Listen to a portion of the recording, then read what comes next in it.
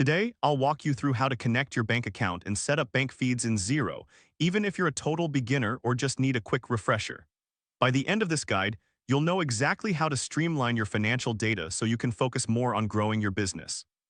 To get started, sign into your Xero account. Think of this as entering the control room of your financial operations, a place where you can oversee and manage all your business transactions.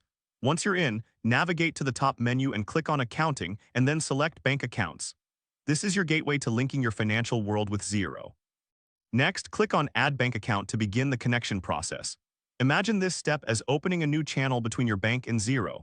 You'll then need to search for your bank and select it from the list provided.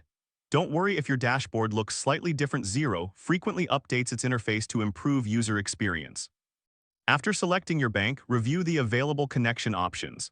This is like choosing the best route for a journey. You want the most efficient and secure path. Follow the prompts to connect your bank account and enable bank feeds. It's totally normal if this takes a moment. The system is ensuring a secure connection. Once connected, Xero will automatically import transactions from your bank account. This feature acts like a conveyor belt, continuously bringing in your financial data without manual input. You can manage your connected accounts from the Bank Accounts page, giving you full control over your financial landscape. And that's how to connect your bank account and set up bank feeds in Xero. By following these steps, you've created a seamless link between your bank and Xero, ensuring your financial data is always up to date.